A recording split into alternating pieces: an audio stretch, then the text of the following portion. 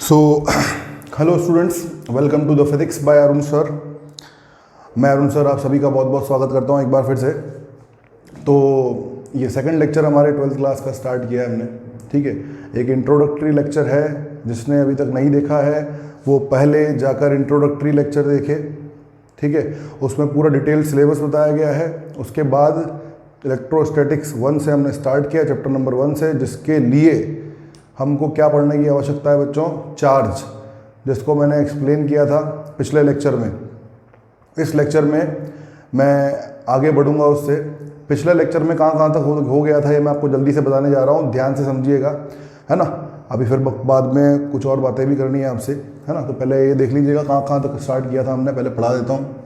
देखिए, चार्ज हमने पिछले लेक्चर में कर चुके थे हम लोग। टाइप्स ऑफ चार्जेस हमने कर लिए थे, है ना। Charge is the property of a body due to which that body interact with another body.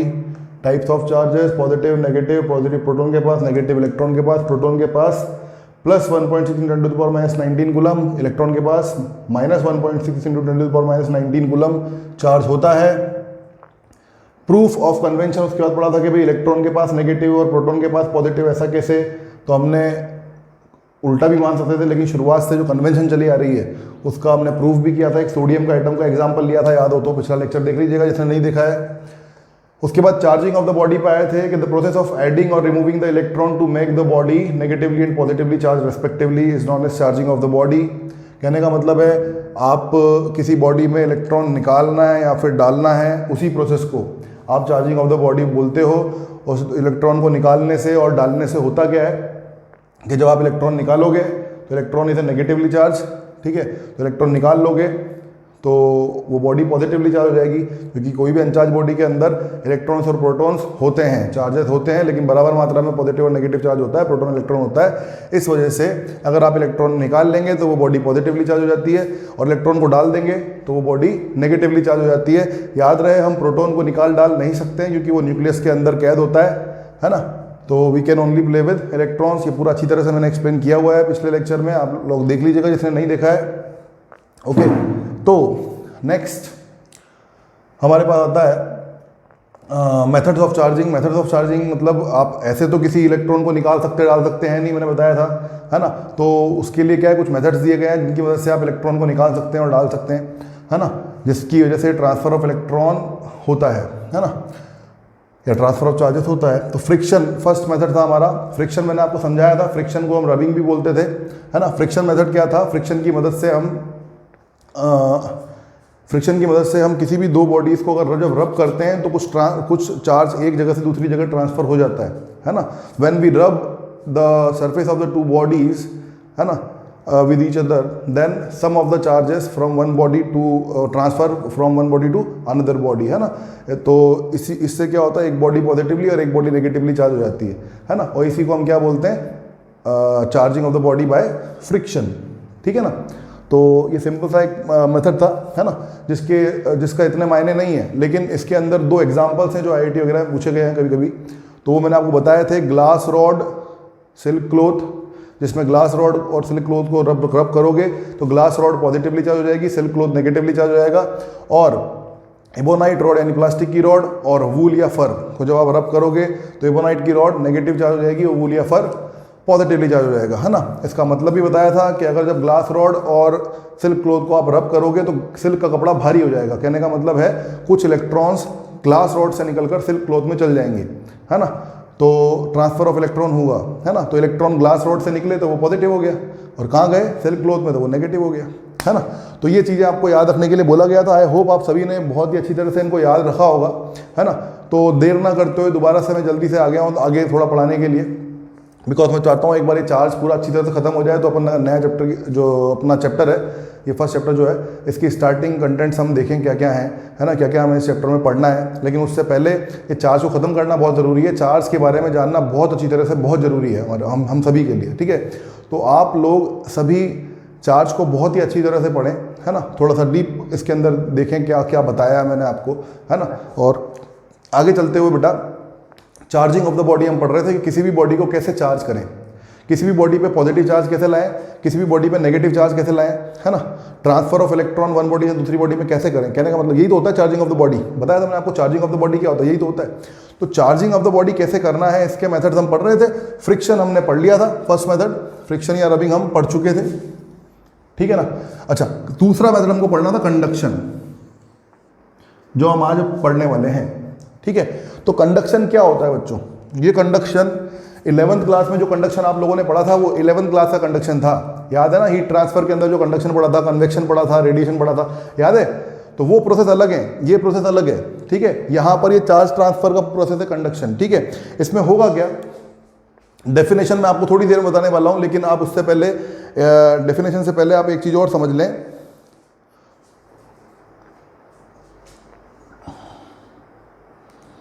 एक सेकंड, ओके। डेफिनेशन से पहले आप एक चीज़ और समझ लें कि होता क्या है ना कंडक्शन, उसके बाद फिर मैं इसकी डेफिनेशन भी आपको बताऊंगा। तो देखिए कंडक्शन क्या होता है। फर्स्ट भाई हमारे पास एक ग्लास रॉड है ना, ये ग्लास रॉड मेरे पास है, पॉजिटिवली चार्ज है ये। मैंने क्या किया, इसको सिल्क क्लोथ से रब किया, है ना, सिल्क के कपड़े से मैंने इसको रब कर लिया, मैंने इसको सिल्क के कपड़े से घिसा, है ना। तो उसके बाद इस रॉड पे क्या आ गया, पॉजिटिव चार्ज आ गया, समझ में आ गया, ठीक है। उसके बाद मैंने क्या किया, एक और रॉड ली, ये भी ग्लास की रॉड है, लेकिन ये अभी अनचार्ज रॉड है। अनचार्ज रॉड का मतलब क्या होता है कि इसके अंदर चार्ज नहीं है, क्या है, लेकिन जितने पॉजिटिव चार्ज हैं उतने ही नेगेटिव चार्ज है। तो ये तो मैंने एक अनचार्ज रॉड ली, अनचार्ज रॉड, ठीक है, और ये चार्ज्ड रॉड, ठीक है। ये दोनों को मैंने लिया है, ठीक है भाई। अब कर क्या रहा हूं, कंडक्शन प्रोसेस में किस तरह से चार्ज आता है ये बताऊंगा आपको, ध्यान से देखिएगा।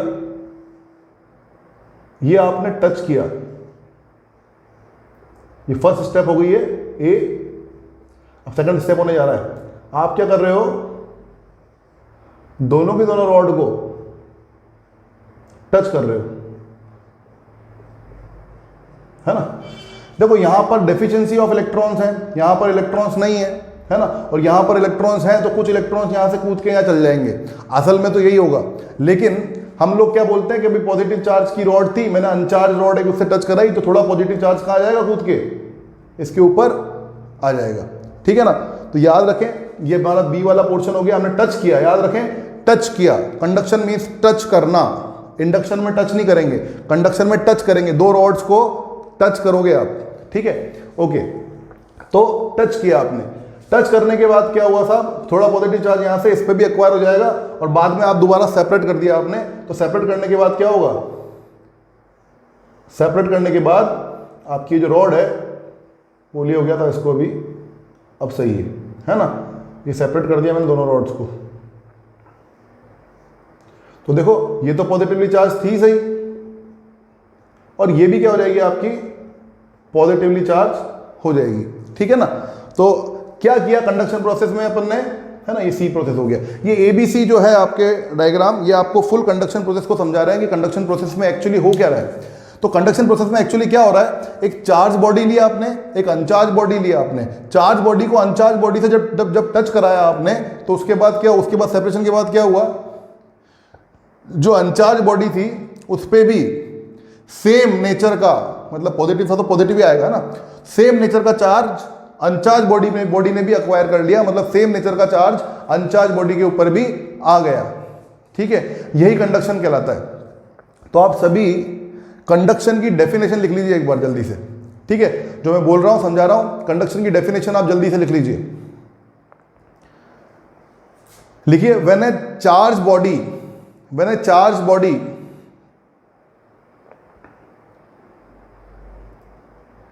is placed in contact with the uncharged body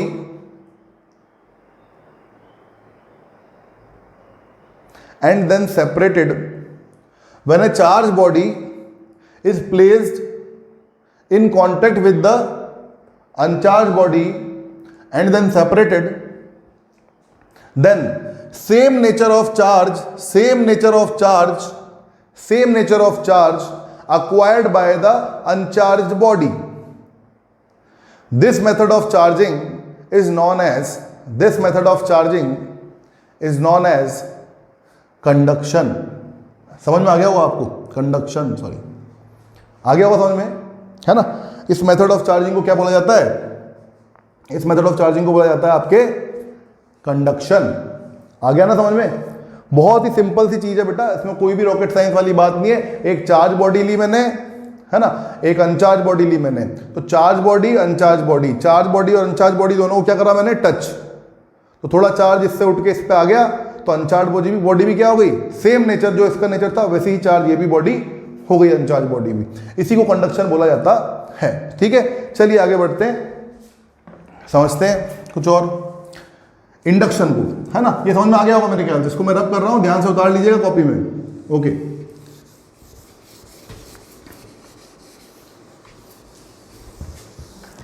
okay, ठीक है बच्चों। तो अब देखिए बेटा, अब हमारे पास आएगा क्या? इंडक्शन। अब हम क्या पढ़ेंगे? इंडक्शन पढ़ेंगे। इंडक्शन क्या पढ़ेंगे अब हम? इंडक्शन। कोई भी हमें डिस्टर्ब ना करे, इंडक्शन पढ़ने जा रहे हैं हम, ठीक है? कोई हमें डिस्टर्ब नहीं करे, इंडक्शन पढ़ने जा रहे हैं बेटा। देखो, इंडक्शन प्रोसेस जो है बेटा, उसमें क्या होता है? एक हमारी इस तरह से रॉड होती है,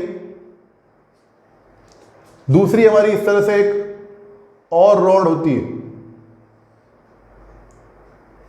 ठीक है? तो इसमें हम क्या करेंगे बच्चों? हम वापस से एक चार्ज रॉड ले ली मैंने, ग्लास रॉड को मैंने दोबारा सिल्क क्लोज से रब किया, है ना? ग्लास रॉड को सिल्क क्लोज से रब किया मैंने, और दोबारा से मेरे पास ग्लास रॉड पे कैसा चार्ज आ गया बच्चों? पॉजिटिव चार्ज आ गया, है ना? पॉजिटिव चार्ज आ जाता है ग्लास रॉड को जब भी सिल्क क्लोज से रब करते हो आप, तो ग्लास रॉड पे कैसा चार्ज आता है?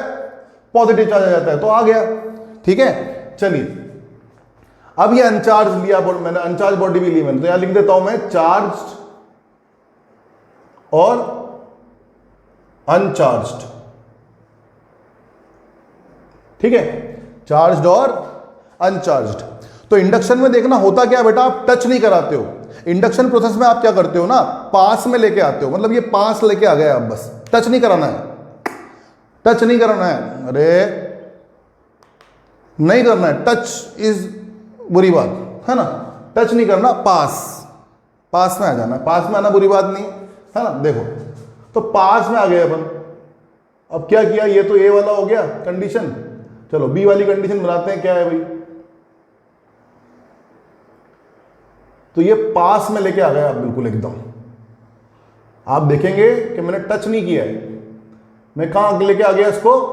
पास में लेके आ गया। ये आपकी पॉजिटिवली चार्ज, और यहां पर क्या है बेटा? इसमें पॉजिटिव भी है और नेगेटिव भी है, पॉजिटिव भी है और नेगेटिव भी है। कहने का मतलब है, यहां पर अगर मैं इसमें बनाना चाहूं तो क्या होगा? यहां पर जोड़े बने हुए बैठे रहेंगे, plus minus plus minus plus minus, है ना?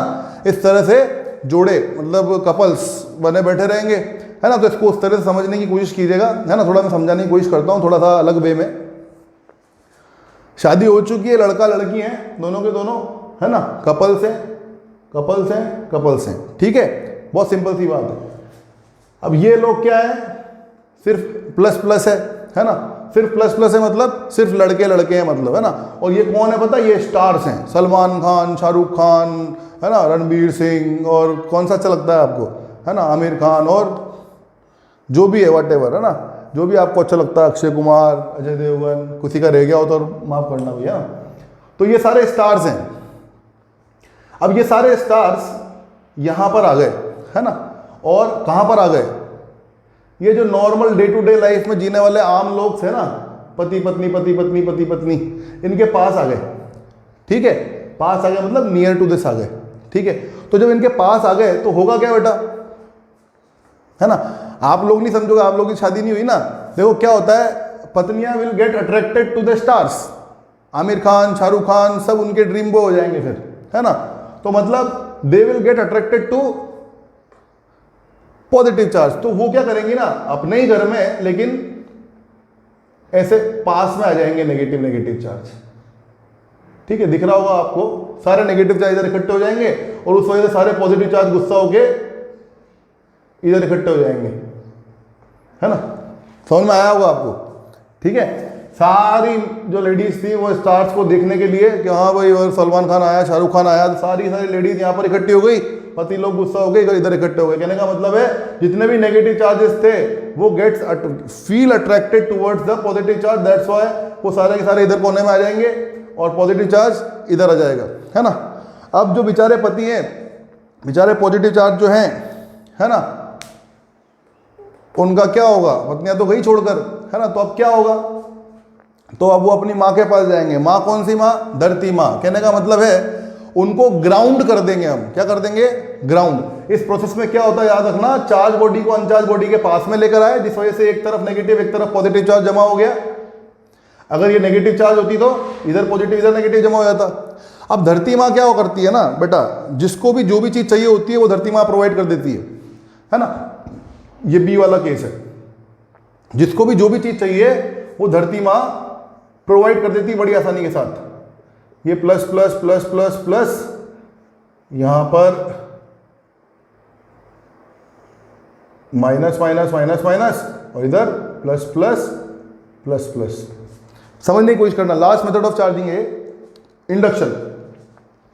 तो ये प्रोसेस समझ में आया होगा आपको, है ना। अब क्या होगा बेटा, ये पतियों के पास तो पत्नियां है नहीं, तो अपनी माँ के पास जाएंगे, यानी धरती माँ के पास जाएंगे, मतलब ग्राउंड कर दिया जाएगा इनको। ग्राउंड करने का मतलब ये होता है बेटा जस्ट छू लेना। धरती माँ के पास है ना जो भी चार्जेस, बहुत सारे चार्जेस अवेलेबल होते हैं, है ना। ग्राउंड कर देने का मतलब होता है जिसको जो चीज चाहिए हो वो दे दो। आज पॉजिटिव चार्ज है, उसको न्यूट्रल होने के लिए क्या चाहिए, नेगेटिव चार्ज चाहिए। तो धरती माँ क्या करेगी, ये 4 पॉजिटिव चार्ज है तो इनको 4 नेगेटिव चार्ज दे देगी, इनको न्यूट्रल कर देगी। समझ में आया मेरी बात आपको, है ना। तो ये सारे के सारे पॉजिटिव चार्ज तो कहां चल जाएंगे, गेट ट्रांसफर्ड टू द धरती माँ, ठीक है ना। अच्छा, उसके बाद फिर मैं क्या करूंगा, धरती माँ को करने का मतलब यह है कि ग्राउंड करने का मतलब यह है कि इसको छू दिया मैंने इधर से, मैं धरती से कनेक्टेड हूं, और छोड़ दिया फिर जल्दी से, ठीक है। ऐसा करना है आपको। तो ये सी पॉइंट हो गया बेटा। उसके बाद क्या होगा, उसके बाद होगा देखो क्या, ये बार बार मेरी रॉड को पोलियो हो जाता है। उसके बाद देखो ऐसा हो जाएगा, है ना। ये नेगेटिव नेगेटिव नेगेटिव नेगेटिव, ये पॉजिटिव पॉजिटिव पॉजिटिव पॉजिटिव, है ना। तो अब क्या हो जाएगा ना, यहां से सारे पॉजिटिव तो गए, धरती माँ के पास चल गए, है ना। ये हुआ डी केस आपका। अब क्या गए, अब स्टार्स तो स्टार्स है, परदेसियों को है एक दिन चले जाना। तो ये परदेसी जो है ये सारे चल जाएंगे, यानी पॉजिटिव चार्ज जो है वापस से चल जाएंगे। तो वापस से इनको सेपरेट कर दो, दूर दूर कर दो। तो ये देखो दूर दूर हो गए। अरे यार, कभी पोलियो होता है, कभी पता नहीं सूज जाता है। देखो ये प्लस ये प्लस ये प्लस ये प्लस, अब ये सेपरेट हो गए, दूर दूर हो गए वापस, है ना। तो अब यहां पे क्या बचा, सिर्फ नेगेटिव नेगेटिव बचा, तो माइनस माइनस माइनस माइनस, ठीक है ना। समझ में आया आपको। तो हुआ क्या, अनचार्ज बॉडी पे कैसा चार्ज आ गया, ई वाले केस में ध्यान से देखिए। अनचार्ज बॉडी पे कैसा चार्ज आ गया, जिस नेचर का चार्ज आपने लिया था ना उसके अपोजिट नेचर का चार्ज अनचार्ज बॉडी ने एक्वायर कर लिया। बेचारी पत्नियां अकेली रह गई। इसलिए तो कहते हैं ज्यादा इधर उधर मत भगा करो, है ना। तो देखो दोबारा से समझने वाली बात है बेटा इसमें, है ना, कि इंडक्शन में क्या हो रहा है। इंडक्शन प्रोसेस क्या कह रहा है आपका, कंडक्शन में क्या है, आप टच करा रहे थे, है ना, और जो सेम नेचर का चार्ज था वो दूसरी बॉडी पे भी एक्वायर हो जा रहा था। सेम नेचर का चार्ज, पॉजिटिव है तो पॉजिटिव, नेगेटिव है तो नेगेटिव, है ना। लेकिन इंडक्शन में क्या हो रहा है, इंडक्शन में आप पास लेकर आ रहे हो, जिसकी वजह से जो अपोजिट नेचर है वो पास में इकट्ठा हो जा रहा है, और जो उसका अपोजिट नेचर है उसके अंदर ही वो दूर इकट्ठा हो जा रहा है। उसके बाद आप ग्राउंड कर रहे हो, ग्राउंड करने से वो वाला चार्ज पूरा अर्थ में चल जा रहा है ना, और उसके बाद बच जा रहा है ये वाला चार्ज सिर्फ, है ना। और फिर से सेपरेट कर दोगे आप तो ये तो ऐसा कैसे ही रहेगा, और वो नेगेटिवली चार्ज हो जाएगा। कहने का मतलब अपोजिट नेचर का चार्ज उस पर आ जाएगा। समझ में आया होगा मेरे ख्याल से आपको, आ गया ना। एक बार दोबारा से जल्दी से देख लो आप, फटाक से जल्दी जल्दी देख लो, किसी को नहीं आया हो समझ में तो जल्दी से देख लो फटाफट फटाफट।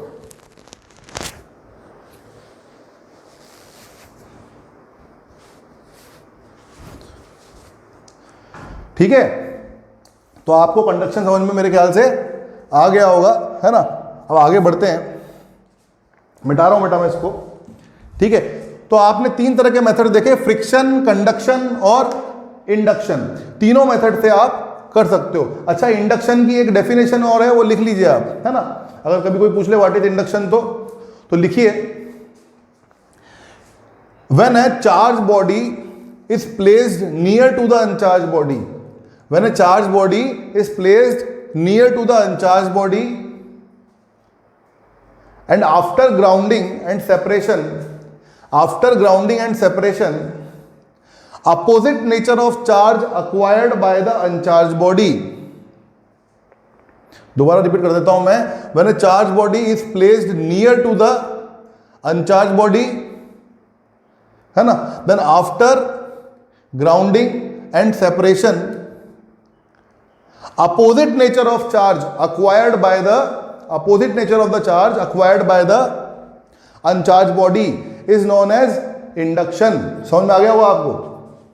चलिए मिटा रहा हूं बेटा, दोनों मेथड से थ्योरेटिकल चीज थी, फटाक से समझ लीजिए, ज्यादा समझाने की इसमें जरूरत है भी नहीं, हटाइए इसको। तो मेथड्स ऑफ चार्जिंग भी हो गया साहब। अब आपके पास सिर्फ प्रॉपर्टीज ऑफ चार्जेस बचा हुआ है, जो बहुत ही इंपॉर्टेंट है ना। देखो अब मैं आपसे बात कर लेता हूं, ये जो प्रॉपर्टीज ऑफ चार्जेस में पढ़ाने जा रहा हूं अब आपको, ये बहुत ही इंपॉर्टेंट है ना। बहुत इंपॉर्टेंट मतलब बहुत ज्यादा इंपॉर्टेंट। इसको आप ध्यान से पढ़िएगा, समझ के पढ़िएगा, है ना। यहाँ से बहुत सारे क्वेश्चंस भी पुटअप हुए हैं एग्जाम्स में, और जो एंड तक चलेंगे, जैसे कुछ प्रॉपर्टी है, क्वांटाइजेशन वगैरह है, quantization of charge. Quantization of charge तो पूरा एंड तक चलता है, आपके न्यूक्लियस वगैरह में भी आएगा। तो मतलब आप ध्यान से इस चीज को पढ़िएगा, प्रॉपर्टीज ऑफ चार्जेस को, है ना। कुछ कुल 5-6 प्रॉपर्टीज बताऊंगा मैं, जिसमें 2-3 तो थ्योरेटिकल है, 1-2 आप जानते भी हैं, है ना। तो बाकी जो नहीं जानते वो अच्छी प्रॉपर्टीज मैं आपको बता रहा हूँ, ध्यान से सुनिएगा ना। फर्स्ट प्रॉपर्टी है प्रॉपर्टीज ऑफ चार्जेस, इधर लेके चलते हैं अपन दोबारा से, है ना। फर्स्ट प्रॉपर्टी जो मैं बताने जा रहा हूं आपको बेटा, वो लिख लीजिए आप, like charges repel, unlike charge attract.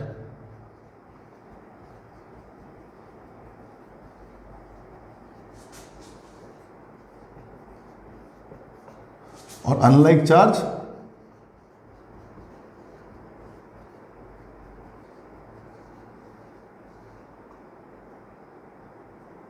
Attracts. ठीक है, ये सब तो जानते हैं, बेसिक है, तो ये पहले ही अपन जानते थे, तो है ना। ये तो खैर इतनी इंपॉर्टेंट नहीं है, ठीक है। सेकंड लिख लीजिए आप, पहली 2-3 जो बताऊंगा वो इतनी ज़्यादा इंपॉर्टेंट नहीं है, लेकिन याद होना बहुत जरूरी है ना।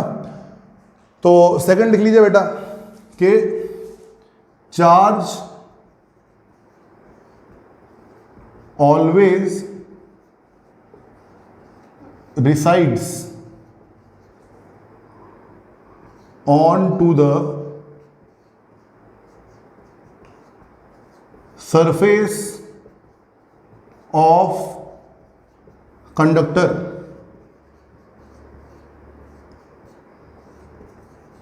ठीक है ना। चार्ज हमेशा किसी भी कंडक्टर, कोई भी मेटल प्लेट है, कोई भी कंडक्टर है, तो उसका वो क्या चार्ज क्या कभी भी उसके अंदर नहीं रहता है, हमेशा क्या है बाहर सरफेस पे आ जाता है पूरा का पूरा, है ना। कोई स्फीयर है, मान लो, एक इमेजिन करके देख लो, कोई स्फीयर है ना, उसको आपने क्यू चार्ज दिया, है ना, मेटल स्फीयर है, उसको आपने क्यू चार्ज दिया, तो क्या होगा, वो क्यू चार्ज कहाँ होगा, अंदर कहीं होगा क्या, नहीं, वो चार्ज कहाँ जाएगा, पूरा का पूरा बाहर स्फीयर पर आ जाएगा। ठीक है ना। ये दूसरी प्रॉपर्टी है भाई चार्ज की। तीसरी प्रॉपर्टी भी आप जानते हैं, स्टैटिक चार्ज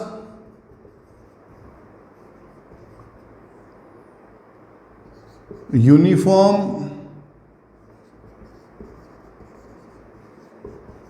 स्पीड चार्ज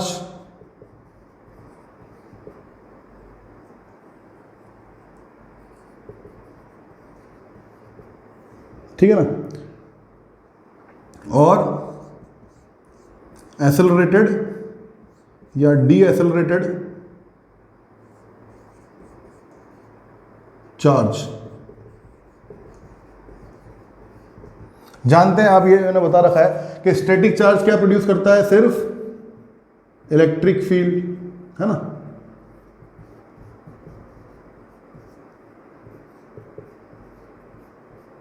इसको मैं EF लिख देता हूं, है ना, इलेक्ट्रिक फील्ड प्रोड्यूस करता है ना। यूनिफॉर्म स्पीड वाला चार्ज क्या प्रोड्यूस करता है बच्चों, इलेक्ट्रिक फील्ड भी करता है प्लस मैग्नेटिक फील्ड भी करता है ना। अच्छा, और डी एसेलरेटेड चार्ज क्या प्रोड्यूस करता है बच्चों, और एसेलरेटेड चार्ज क्या प्रोड्यूस करता है, इलेक्ट्रिक फील्ड भी करता है प्लस मैग्नेटिक फील्ड भी करता है प्लस इलेक्ट्रोमैग्नेटिक वेव्स भी करता है। ठीक है, तो ये नेक्स्ट प्रॉपर्टी हुई।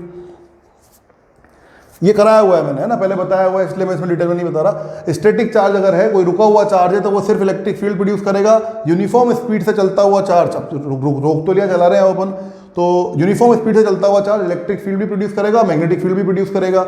और एसेलरेटेड और डीएसेलरेटेड चार्ज जो है वो इलेक्ट्रिक फील्ड भी प्रोड्यूस करेगा, मैग्नेटिक फील्ड भी प्रोड्यूस करेगा, और इलेक्ट्रोमैग्नेटिक वेव्स या इलेक्ट्रोमैग्नेटिक रेडिएशन भी प्रोड्यूस करेगा। ठीक है, तो ये मैंने आपको बता दिया। ये तीन प्रॉपर्टी जो है वो बहुत ही सिंपल और थ्योरेटिकल प्रॉपर्टीज हैं जो आपको याद रखनी है। अगली तीन आगे बताते हैं, पहले इन तीनों को ध्यान से समझ लीजिए। ध्यान दीजिएगा बेटा, शुरुआत से कुछ भी भूलना नहीं है, सिलेबस पूरा का पूरा याद रखना है, सिलेबस नहीं भूलना है। ठीक है, सिलेबस के बाद आपको आपका जो स्टार्ट कराया मैंने चार्ज के डेफिनेशन, यूनिट, है ना, उसके टाइप्स, किसके पास कितना चार्ज होता है वो, है ना, और क्या नाम है, 2 पॉइंट्स लिखवाए थे मैंने, charge is electron is smallest independent unit of charge, है ना, चार्ज इज स्केलर क्वांटिटी, वो सब चीज़ जो है वो कुछ भी भूलना नहीं है आपको। ठीक है, और उसके बाद फिर मैंने आपको प्रूफ ऑफ कन्वेंशन भी बताया था, उसके बाद चार्जिंग ऑफ द बॉडी पढ़ाया, फिर मेथड्स ऑफ चार्जिंग पढ़ाया जिसमें मैंने आपको फ्रिक्शन, कंडक्शन, इंडक्शन पढ़ाया। उसके बाद हम प्रॉपर्टीज ऑफ चार्जेस पढ़ रहे हैं जो एट लास्ट चार्ज का है ना। अब ये तीन पढ़ लिया आपने, इसमें क्या क्या है, like charge repel, unlike charge attract, charge always reside on to the surface of the conductor, static charge, electric field, uniform speed charge, electric field plus magnetic field, accelerated decelerated charge, electric field plus magnetic field plus electromagnetic waves. ठीक है ना, तो ये तीन properties मैंने आपको पढ़ाई। अगली जो तीन प्रॉपर्टीज हैं वो मैं आपको पढ़ाने जा रहा हूं, है ना, इनको लिख लीजिएगा, उतार लीजिएगा कॉपी में, सबके नोट्स मैं चेक कर सकता हूं, कभी भी याद रखिएगा। ठीक है, चलिए अगला चलते हैं बेटा।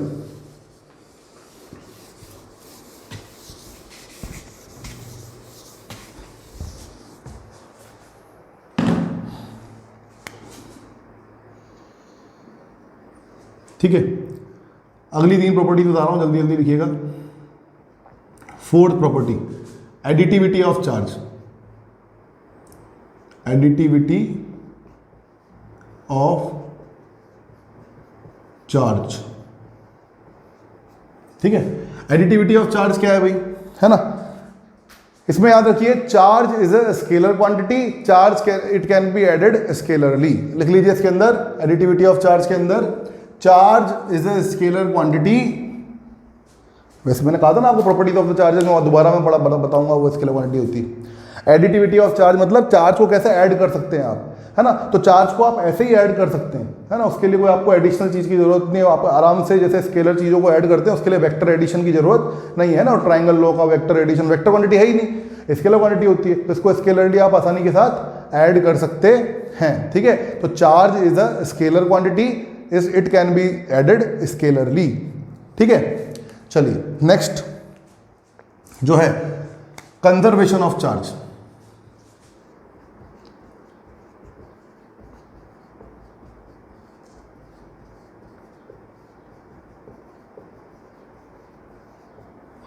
फंडामेंटल है, जानते होंगे आप लोग, है ना, क्या होता है कंजर्वेशन ऑफ चार्ज, लिख लीजिएगा इसके अंदर जल्दी से, जो बोल रहा हूं मैं थ्योरेटिकल चीजें हैं बेटा, इसलिए जल्दी जल्दी खत्म कर दूं तो अच्छा है, एक दो न्यूमेरिकल सभी बाद में करेंगे अपन। अगली प्रॉपर्टी बहुत इंपॉर्टेंट है ना, जो मैं लिखवा रहा हूं जल्दी जल्दी से लिख लीजिए, समझ लीजिए। अगली प्रॉपर्टी है कंजर्वेशन ऑफ चार्ज। ठीक है, इसमें लिखिएगा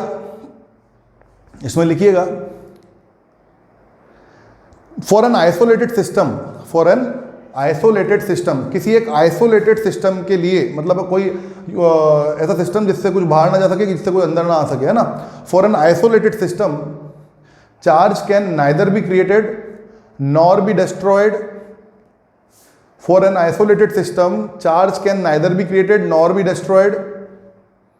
ठीक है ना, बस यही क्या, और चार्ज इज कंजर्व को कहने का मतलब ये है ना, तो चार्ज कभी भी किसी आइसोलेटेड सिस्टम के लिए हमेशा कंजर्व्ड रहता है ना। For an isolated system charge is a conserved quantity, it is known as the law of conservation of charge या कंजर्वेशन ऑफ चार्ज। कोई दिक्कत वाली बात नहीं है ना। बहुत ही सिंपल चीज़ है ये, है ना, इसमें कोई दिक्कत वाली बात नहीं होनी चाहिए।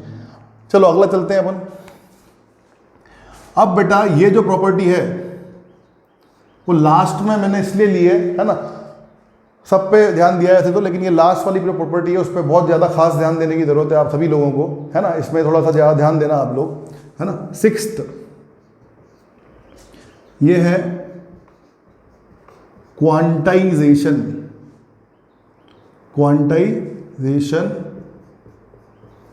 Quantization of charge, quantization of charge, है ना। क्वांटाइजेशन स्पेलिंग देख लेना है थोड़ी, है ना। Quantization of charge, quantized आ सकता है या ऐसा आ सकता है, देख लेना, है ना। तो क्वांटाइजेशन ऑफ चार्ज क्या होता है भाई, है ना। तो इसमें लिखिए, सबसे पहले जो मैं लिखा रहा हूं वो लिख लीजिए, उसके बाद जो मैं फॉर्मूला लिखाऊंगा उससे उसको कंपेयर करके देखिएगा, है ना। तो सबसे पहले लिखिए charge on any body, charge on any body. देखिए मैं सिर्फ फॉर्मूला लिख रहा हूं, आप लोग पहले लैंग्वेज लिखिएगा पूरी, है ना। चार्ज ऑन एनी बॉडी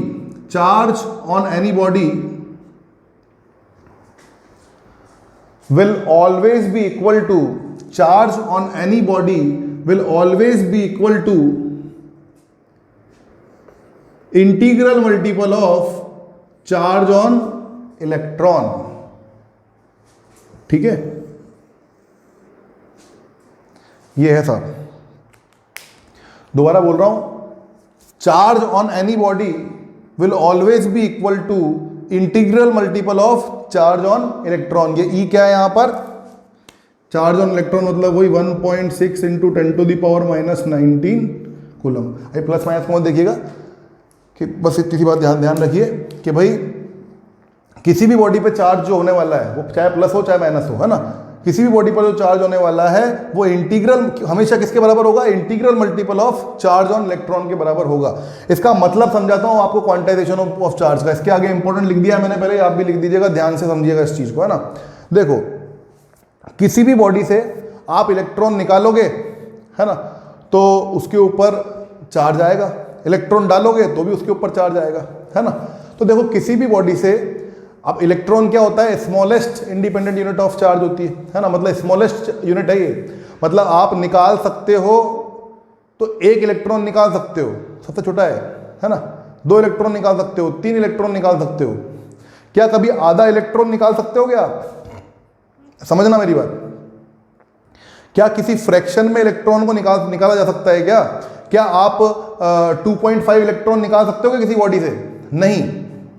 इसका मतलब यही है कि आप कभी भी टुकड़ों में, मतलब आधा इलेक्ट्रॉन, 2.5 इलेक्ट्रॉन, ऐसे इलेक्ट्रॉन आप किसी बॉडी से निकाल सकते हो, है ना। आपको मान लो किसी बॉडी को पॉजिटिवली चार्ज बनाना है तो आपको इलेक्ट्रॉन निकालने पड़ेंगे, है ना। तो निकालने के लिए आप क्या करोगे, आप उसमें से इलेक्ट्रॉन निकालोगे तो भैया आप 1 इलेक्ट्रॉन, 2 इलेक्ट्रॉन, 3 इलेक्ट्रॉन हमेशा, क्योंकि वो स्मॉलेस्ट है ना, बता दिया उसके लिए मैंने आपको पहले ही, समझ में आया।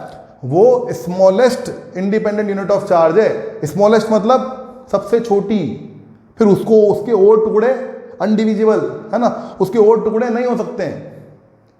तो उस इलेक्ट्रॉन को मैं अपन ऐसा नहीं कर सकता कि आधा इलेक्ट्रॉन निकाल लिया मैंने, तो इसका कहने का मतलब यही है कि किसी भी बॉडी, कोई भी बॉडी जो भी चार्ज एक्वायर करेगी वो इलेक्ट्रॉन निकालने या डालने के हिसाब से करेगी। मान लो मैंने 1 इलेक्ट्रॉन निकाल लिया तो कितना चार्ज आया उसके ऊपर, प्लस ई, है ना। कोई बॉडी है मेरे पास, ये रही मेरे पास कोई बॉडी, है ना। इसमें से मैंने क्या किया, 1 इलेक्ट्रॉन को, इसमें से 1 इलेक्ट्रॉन को मैंने निकाल लिया बाहर, तो इस बॉडी पे कैसा चार्ज आया, प्लस ई चार्ज आ गया कि नहीं आ गया, हाँ प्लस ई चार्ज आ गया कि नहीं आ गया, आ गया इस बॉडी पे। समझ में आया ना मेरी बात। अच्छा मैंने 2 इलेक्ट्रॉन निकाल लिए बाहर, तो इसके ऊपर कितना चार्ज आएगा, प्लस ई और प्लस ई, यानी प्लस 2e। मैंने 3 इलेक्ट्रॉन निकाल लिए तो कितना चार्ज आएगा, प्लस 3e। आ जाएगा नहीं आ जाएगा इसके ऊपर चार्ज, भाई इस बॉडी के ऊपर Q कितना होगा, चार्ज मतलब Q, तो Q कितना हो जाएगा चार्ज इस बॉडी के ऊपर, प्लस 3।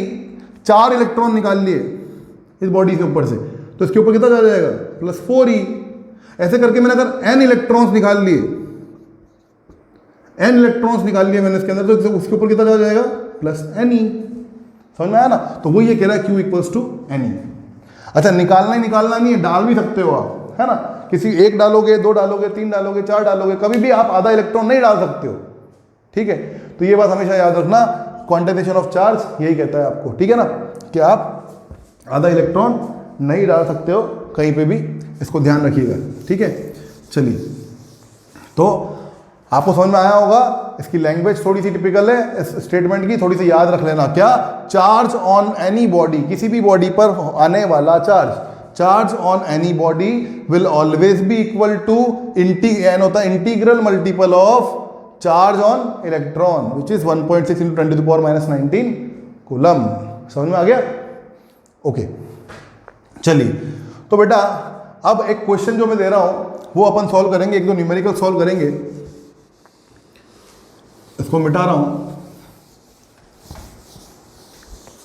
प्रॉपर्टीज ऑफ चार्जेस खत्म हो गया है ना? ताली बजा दो, खुश हो जाओ, है ना? चार्ज के बारे में आपने सब कुछ जान तो लिया है, लेकिन फिर भी अब क्वेश्चंस के माध्यम से एक दो क्वेश्चंस हम करेंगे, उसके माध्यम से थोड़ा ज़्यादा जान पाएंगे उसके बारे में, है ना? देखिए, तो अगर कुछ क्वेश्चंस मेरे को लेने तो पूरा बोर्ड ही मिटा देता हूँ, है ना? तो आप याद रखिएगा बच्चों, चार्ज के बारे में आपने क्या क्या पढ़ा। Charge, types of charge, proof of convention, charging of the body, method of charging, friction, conduction, induction, properties of charges, इसमें एडिटिविटी, कंजर्वेशन, क्वांटाइजेशन, है ना, और like unlike charges, charge are always reside on the surface of the conductor, है ना, और static charge produce electric field, moving charge uniform speed produce electric field plus magnetic field, और accelerated और deaccelerated charge produce electric field plus magnetic field plus electromagnetic waves. ध्यान रखिएगा इन चीज़ों को।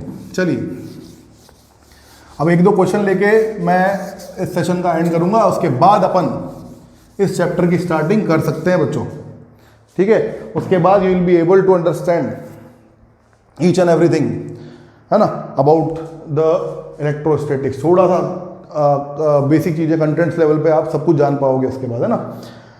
देखिए, क्वेश्चन नंबर 1 मैं क्या ले रहा हूं। क्वेश्चन ये है मेरे पास। क्वेश्चन क्या कह रहा है, देखिए, क्वेश्चन ये कह रहा है, if a glass rod is rubbed with silk cloth, लिख लीजिएगा साथ में, silk cloth. If a glass rod is rubbed with silk cloth, then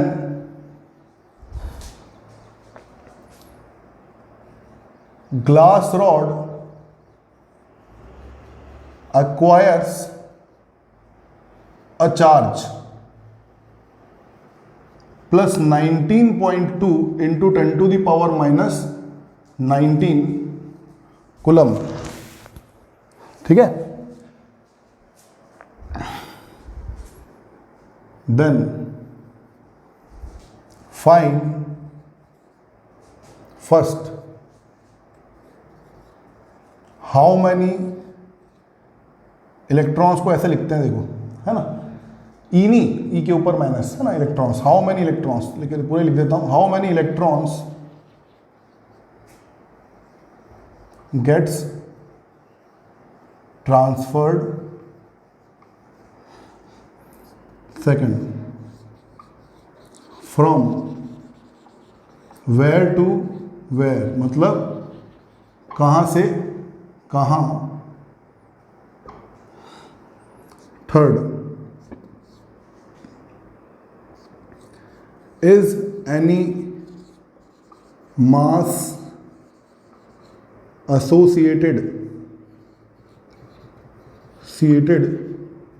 with charge?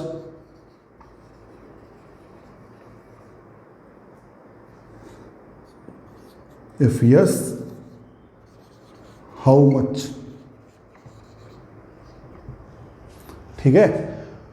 तो देखिए, क्वेश्चन आपको समझ में अभी आया नहीं होगा, अभी तो समझाता हूं मैं आपको पहले, है ना, उसके बाद फिर आप करिएगा। ये क्वेश्चन जो है वो आईआईटी में आया हुआ है भैया, ना, ये आईआईटी का क्वेश्चन है जो मैंने आपको लिखवाया है, ठीक है? आया हुआ क्वेश्चन है, आईआईटी में पूछा गया क्वेश्चन है कि जब मैं किसी ग्लास रॉड को रब करता हूं किसी सिल्क के क्लोथ से, तो ये तो मुझे पहले से ही मालूम है कि ग्लास रॉड पॉजिटिवली चार्ज हो जाएगी और सिल्क क्लोथ नेगेटिवली चार्ज हो जाएगा, है ना? ये तो हमने फ्रिक्शन में पढ़ा था कि नहीं पढ़ा था, है ना? तो देखिए, ग्लास रॉड पॉजिटिवली चार्ज हो जाएगी, वो ये भी बोल रहा है ना, ये भी यही बोल रहा है कि मैंने glass if a glass rod is rubbed with silk cloth then glass rod acquires a charge of इतना कुलम, है ना, इतना कुलम चार्ज ग्लास रॉड के ऊपर आ जाएगा, प्लस में है देख लो, ठीक है ना, पॉजिटिवली चार्ज हो जाएगी ग्लास रॉड मतलब। उसके बाद वो क्या बोल रहा है, कितने इलेक्ट्रॉन ट्रांसफर हुए, पहले तो ये, फिर कहां से कहां। तो सेकंड वाले का आंसर तो आपको पता चल गया होगा कि अगर ग्लास रॉड पॉजिटिवली चार्ज हुई है, ग्लास रॉड पॉजिटिवली चार्ज हुई है, ग्लास रॉड को सिल्क क्लॉथ से भारी करते, ग्लास रॉड को सिल्क क्लॉथ से रब करते हैं तो ग्लास रॉड पॉजिटिवली चार्ज हो जाती है, मतलब ग्लास रॉड पॉजिटिवली चार्ज हुई है मतलब उसमें से इलेक्ट्रॉन्स निकले होंगे, इसलिए वो पॉजिटिव हो गई होगी, ऐसा ही है ना। तो इसका आंसर तो हमारे को सिंपल सा पता चल जाता है कि इसका आंसर तो क्या है, इसका आंसर तो है फ्रॉम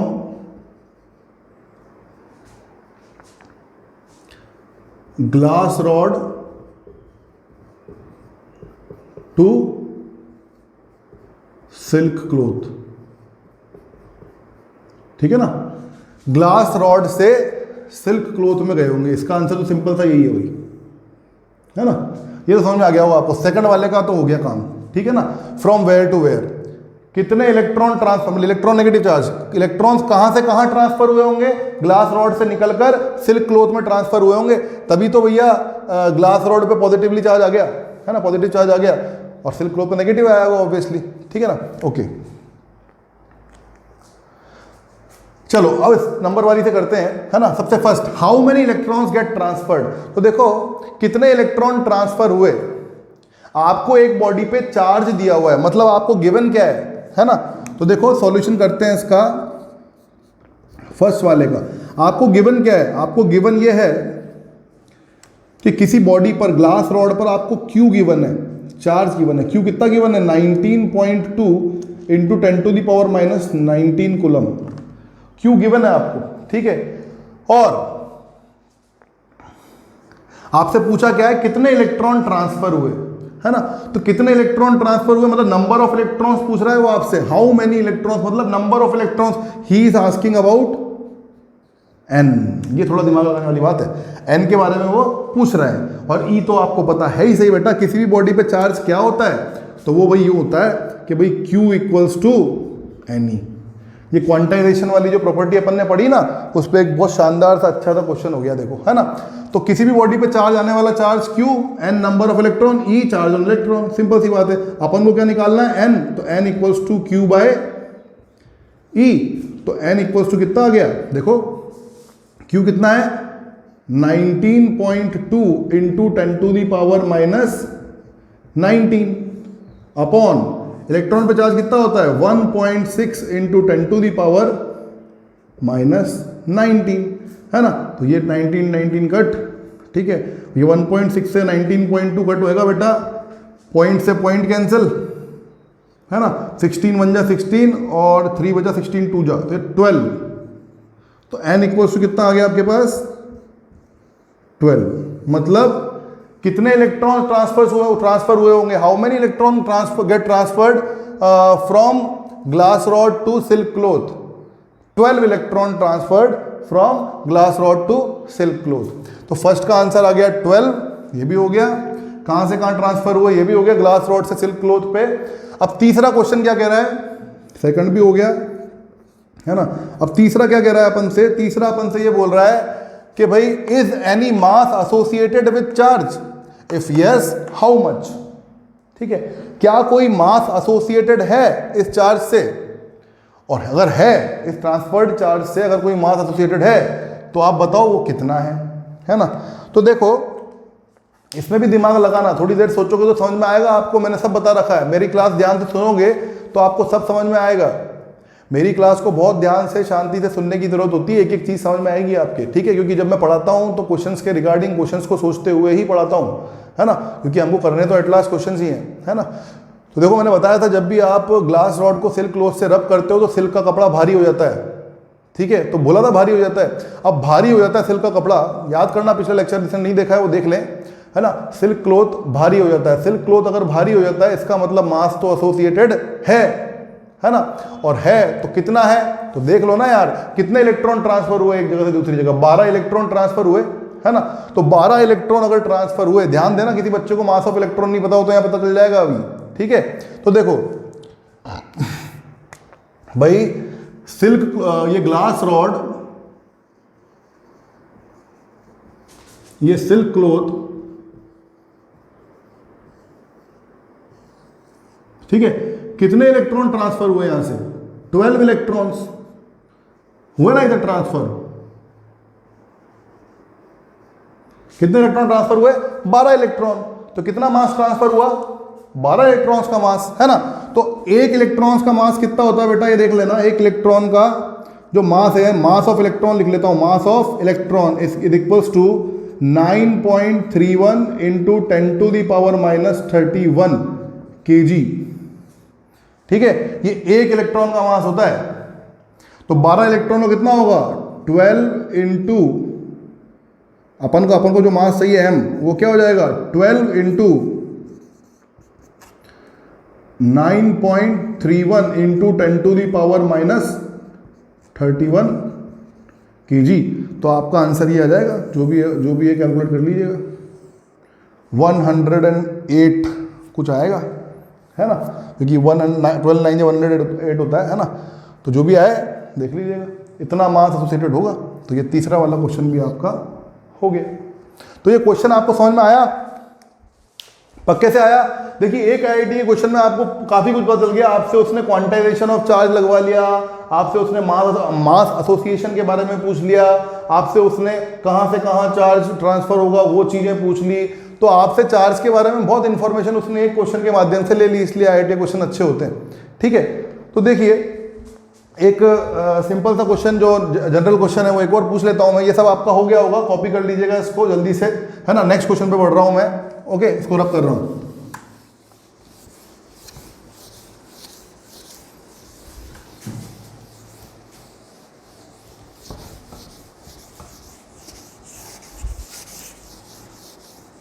ओके देखिए हम जानते हैं कि एक इलेक्ट्रॉन यदि ट्रांसफर होता है, 1 इलेक्ट्रॉन यदि कहीं से कहीं पे ट्रांसफर होता है, 1 इलेक्ट्रॉन अगर कहीं से कहीं पे ट्रांसफर होता है, 1 इलेक्ट्रॉन अगर एक बॉडी से दूसरी बॉडी पे ट्रांसफर होता है, तो कितना चार्ज ट्रांसफर होता है? कितना चार्ज ट्रांसफर होता है? Q equals to n e, n को 1 लिख दो, तो Q इक्वल्स टू कितना चार्ज ट्रांसफर होता है? 1.6 इंटू 10⁻⁻19 कूलम चार्ज। सिंपल सी बात है यार, है ना। अच्छा, अगर कोई आपसे ये पूछे कि यार 1 कूलम अगर किसी बॉडी पे चार्ज आ जाए, +1 कूलम, है ना, if on any body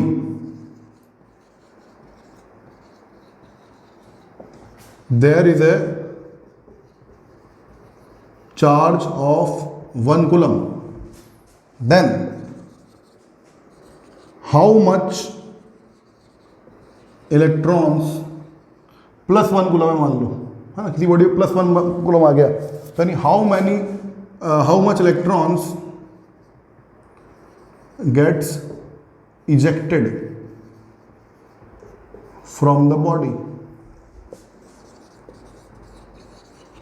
question को समझना भाई, कोई बॉडी है, उसके अंदर जितने प्रोटॉन है उतने इलेक्ट्रॉन है, जितना पॉजिटिव चार्ज है उतने नेगेटिव चार्ज है ना। अब क्या किया मैंने, उस पर अगर मेरे को +1 कूलम चार्ज लाना है ना, +1 कूलम, सिर्फ 1 कूलम ही लाना है ना, सिर्फ 1 कूलम, छोटा सा सिर्फ 1 कूलम, सिर्फ 1 कूलम चार्ज अगर आपको लेके आना है, तो कितने इलेक्ट्रॉन ट्रांसफर करने पड़ेंगे आपको, यानी कि इजेक्ट करने पड़ेंगे, क्योंकि किसी बॉडी को पे प्लस चार्ज अगर आपको चाहिए, किसी बॉडी पे पॉजिटिव चार्ज आपको चाहिए, तो उससे अंदर से इलेक्ट्रॉन निकालने ही पड़ेंगे। तो उसके अंदर से अगर इलेक्ट्रॉन निकालने पड़ेंगे, है ना, तो +1 कूलम चार्ज लाने के लिए, Q इक्वल्स टू +1 करने के लिए आपको नंबर ऑफ इलेक्ट्रॉन्स ये पूछ रहा है जो आप निकालोगे। सिंपल सी बात है, सिंपल सी बात है, ठीक है। तो बस कुछ भी नहीं करना आपको। आप सोचते होंगे सर ये कैसे होंगे, क्या होंगे, जब भी ऐसा कोई क्वेश्चन आया, कुछ ना समझ में आए, फटाक से Q इक्वल्स टू एनी जरूर सोचा करो, क्योंकि numbers of electron, how much electron, number of electron तो ये आपसे पूछ रहा है, ठीक है ना। ई हमको पता होता है ऑलरेडी, है ना, और क्यू इसने वो दे रखा है अपन को, खत्म हो गई बात, है ना। तो क्या पूछ रहा है, ये n पूछ रहा है, तो n इक्वल्स टू वापस से q बाय e, है ना। तो नंबर ऑफ इलेक्ट्रॉन कितने होंगे ये हम निकाल लेंगे। चार्ज कितना आना चाहिए, 1 कूलम आना चाहिए किसी बॉडी पे, तो q की जगह 1 लिख देंगे, अपॉन e तो हमें पता ही है 1.6 into 10 to the power minus 19 होता है ना। तो किसी भी बॉडी पे 1 कूलम चार्ज आने के लिए नंबर ऑफ इलेक्ट्रॉन जो उस बॉडी में से निकालने पड़ेंगे मुझे, है ना। अगर -1 कूलम लाना होता तो उतने डालने पड़ते, +1 लाना है इसलिए निकालने पड़ेंगे। कितने निकालने पड़ेंगे, इसको जब आप सॉल्व करोगे ना बेटा, तो वो आएगा 6.25 into 10 to the power 18 electrons. ठीक है, पूरा लिख देता हूं, अभी यूज टू नहीं हो ना आप, इलेक्ट्रॉन्स। ठीक है, इतने नंबर ऑफ इलेक्ट्रॉन्स आपको निकालने पड़ेंगे। कितने, बहुत कम ही है ना, देखो 6.25 इंटू 10 टू द पावर 18 ही है बस, नहीं समझे। देखो इस क्वेश्चन को कराने से मेरा मतलब यह है बेटा कि किसी बॉडी के ऊपर अगर 1 कूलम चार्ज भी लेके आना है ना आपको, सिर्फ 1 कूलम चार्ज भी लेके आना है, तो उस बॉडी के अंदर से आपको ट्रांसफर ऑफ इलेक्ट्रॉन +1 ना हो चाहे -1 हो, -1 है तो आप डालोगे, +1 है तो निकालोगे। लेकिन कितने डालोगे निकालोगे जब 1 कूलम आएगा, 6.25 into 10 to the power 18 electrons, मतलब 10 टू द पावर 18 समझते हो आप, बहुत ज़्यादा। इतने लार्ज नंबर ऑफ इलेक्ट्रॉन्स, इतने लार्ज नंबर ऑफ इलेक्ट्रॉन्स का ट्रांसफर होगा ना किसी एक बॉडी से दूसरी बॉडी में, या किसी एक बॉडी में से आप निकालोगे, एक बॉडी में आप डालोगे, इतने लार्ज नंबर ऑफ इलेक्ट्रॉन डालोगे ना आप, तब जाके उस बॉडी के ऊपर 1 कूलम का चार्ज आएगा। समझ गए आप, है ना। तो कहने का मतलब यह है, जो कूलम जो है ना आपके, कूलम बहुत बड़ी यूनिट है, 1 कूलम भी बहुत सारे इलेक्ट्रॉन को ट्रांसफर होना पड़ेगा तब आएगा। समझ रहे हैं आप मेरी बात। कहने का मतलब यह है, इससे हमें क्या पता चला, इससे हमें यह पता चला कि कूलम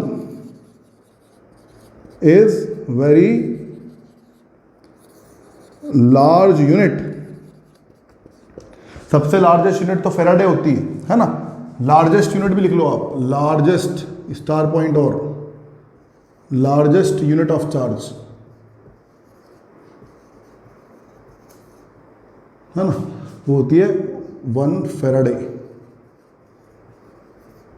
है ना, वो होती है 96500 कूलम। सोचो आप कितनी ज़्यादा होती है, समझ रहे हो ना। तो कुछ बातें हैं ये एक्स्ट्रा बता रहा हूँ आपको थोड़ा आपकी जानकारी के लिए। Coulomb is a very large unit, है ना। 1 coulomb charge on any body, है ना, requires that on transfer of electron on that body should be 6.25 into 10 to the power 18, Q equals to any से निकाला अपन ने, है ना। इतने लार्ज अमाउंट में इलेक्ट्रॉन्स अगर ट्रांसफर होंगे तब जाके 1 कूलम चार्ज आएगा, मतलब 1 कूलम बहुत ही बड़ी यूनिट है। इसका मतलब क्या है सर, क्या समझाना चाह रहे हो आप। समझाना ये चाह रहा हूँ बेटा कि आप जब भी क्वेश्चंस वगैरह करेंगे, जब भी आपके सामने कुछ ऐसे क्वेश्चंस आएंगे ना इसके, तो वो उसमें हमेशा जो चार्ज देगा आपको, वो चार्ज आपको millicoulomb, microcoulomb, nanocoulomb, pico coulomb, इसमें आएंगे, है ना। मिली कूलम का मतलब क्या होता है, 10 टू द पावर -3 कूलम, है ना। माइक्रो कूलम का मतलब क्या होता है, 10 टू द पावर -6 कूलम। ठीक है, नैनो कूलम का मतलब क्या होता है, 10 टू द पावर -9 कूलम। पिको कूलम का मतलब क्या होता है, 10 टू द पावर -12 कूलम। समझ रहे हो आप मेरी बात। तो ये हमेशा इसमें आपको चार्जेस दिए रहेंगे, है ना। जैसे आपके हो गया 2 माइक्रो कूलम, है ना, 5 मिली कूलम, है ना। ऐसे इस तरह से आपको हमेशा, है ना, 3 पिको कूलम, ऐसे आपके चार्जेस दिए रहेंगे। तो आप सोचोगे सर ये हमेशा माइक्रो में, पिको में, मिली में क्यों आ रहा है ना। तो कैलकुलेशन करते वक्त आपको हमेशा माइक्रो को 10 टू द पावर -6, मिली को 10 टू द पावर -3, पिको को 10 टू द पावर -12 भी लिखना पड़ेगा। तो वो क्यों, समझ रहे हैं कितना बड़ा कॉन्सेप्ट बताया मैंने आपको। इसलिए मैंने आपको ये बताया कि भाई 1 कूलम चार्ज भी लाना है ना आपको, तो इतने large amount of electrons transfer करने पड़ेंगे आपको। ठीक है, तो कूलम जो होती है वो बहुत ही बड़ी यूनिट होती है ना। इसलिए आपको जो भी क्वांटिटीज दी जाएंगी, जो भी चार्ज दिया जाएगा किसी भी बॉडी पे, तो वो माइक्रो कूलम, मिली कूलम में दिया जाएगा, पिको कूलम में दिया जाएगा। तो आप क्या करें, उससे घबराएं ना, हमेशा उसी में आएंगे। पता ही है हमको कि कूलम तो बहुत बड़ी यूनिट है भाई, तो इतना बड़ा 1 कूलम लाने के लिए इतने ट्रांसफर करने पड़ेंगे, पागल थोड़ी तो ट्रांसफर करते रहेंगे, कितना टाइम लग जाएगा। वो भी निकालेंगे, वो भी क्वेश्चन है, आप ऐसे लड़ में देखिएगा। ऐसे लग रहा है, आपको एक क्वेश्चन दिया हुआ है कि इस रेट से अगर एक बॉडी से दूसरी बॉडी में ट्रांसफर हो रहे हैं इलेक्ट्रॉन्स, है ना, तो कितना टाइम लग जाएगा 1 कूलम चार्ज उसके ऊपर आने में? तो करीब करीब 200 साल उसको लग जाते हैं, 198 ईयर्स ऐसा क्वेश्चन है उसमें। तो देखिएगा, करिएगा, नहीं आया तो पूछिएगा, वो भी करवा दूंगा, है ना। तो बहुत ही अच्छा था, एक ये क्वेश्चन है हमारे पास। नेक्स्ट लेक्चर जब मैं लेके आऊँगा बच्चों, नेक्स्ट लेक्चर की स्टार्टिंग 1-2 क्वेश्चन से होगी, है ना। बहुत ही अच्छे अच्छे क्वेश्चंस हैं, 1-2 और मुझे करवाने हैं। उन 1-2 क्वेश्चंस के को लेकर मैं आऊँगा नेक्स्ट लेक्चर, है ना। और उस लेक्चर के बाद हम आपका जो कंटेंट टेबल है इस चैप्टर 1 की वो बताएंगे। आई होप आप सभी को आज का लेक्चर समझ में आया होगा। नहीं भी समझ में आया है ना, तो आप पूछ सकते हैं कभी भी मेरे व्हाट्सएप पे, फ़ोन पे, कभी भी पूछ सकते हैं। और अगर टाइम टू टाइम आपको जवाब ना भी मिले तो मिलेगा ज़रूर, ये बात याद रखें, है ना। हो सकता है उस वक्त मैं बिजी हूँ तो बाद में बता दूँ, लेकिन मिलेगा ज़रूर आपको आंसर उसका, ठीक है। और आप इन सब चीज़ों को ध्यान से पढ़ेंगे तो आपको कुछ पूछने की आवश्यकता नहीं पड़ेगी। मैं जस्ट कह रहा हूँ, आप अभी स्टार्ट किए हो, जस्ट आपने चार्ज के बारे में जाना है, उसके टाइप्स, उसकी प्रॉपर्टीज़, है ना। जैसे मास ऑफ इलेक्ट्रॉन अभी बताया था मैंने आपको, भूलिएगा मत, है ना। तो छोटी छोटी चीज़ें जो क्वेश्चन से क्लियर होंगी, और ज़्यादा जैसे जैसे क्वेश्चन करोगे और ज़्यादा क्लियर होती जाएगी। और बहुत ही सिंपल है। एक बात और बता देता हूँ बच्चों, मैं 12th क्लास के बारे में आपको, 12th क्लास ज़्यादा अच्छी इसलिए है क्योंकि आप अभी अकेले अकेले बैठे हो, है ना। इसलिए हो सकता है किसी को थोड़ा टफ लगे, किसी को थोड़ा सिंपल लगे, बहुत सारी चीज़ें हैं। लेकिन क्लास 12th इतनी ज़्यादा अच्छी, इंटरेस्टिंग इसलिए है बिकॉज इट इज़ सिंपल। बस लेंदी है, ये है सिंपल और हर किसी के समझ में नहीं आती, समझ रहे हो ना। तो एक बार क्या है, आप लोग, हर किसी के समझ में नहीं आती है, दोबारा बोल रहा हूँ, हर किसी के समझ में नहीं आती। तो इसलिए ध्यान दीजिएगा कि एक बात दिमाग में रखिएगा, पेशेंटली अगर आप समझोगे तो समझ में तो आएगी आएगी, क्योंकि है ही सिंपल, है ना। तो पेशेंस रख के समझिएगा, है ना। और ये आपको क्या करेगा ना, ये आपको एज देगा over the large number of student, है ना। क्योंकि बहुत सारे बच्चों को समझ में नहीं आती, वही तो अपने काम की चीज़ है यार, है ना। वही तो अपन को एक्स्ट्रा रैंक, एक्स्ट्रा मार्क्स दिलाएगी, ठीक है। तो थोड़ा मैं इसको एक्सप्लेन कर पा रहा हूँ, नहीं कर पा रहा हूँ मुझे पता नहीं, लेकिन आपको समझ में आनी चाहिए ये बात, है ना। मैं क्या कहना चाह रहा हूँ कि यही चीज़, ऐसी चीज़ है 12th क्लास जो आपको एज दिलाती है ओवर द अदर स्टूडेंट्स, ठीक है ना। है सिंपल, बट थोड़ा पेशेंटली इसको पढ़ने की जरूरत पड़ती है। ध्यान से सभी चीज़ें पढ़ें, समझें, आगे आगे ना भागें, जितना कराया उतना अच्छी तरह से आपको आना चाहिए। मोर देन इनफ है अभी के लिए, ठीक है। ध्यान से अच्छी तरह से सब पढ़िए। Thank you very much, thank you.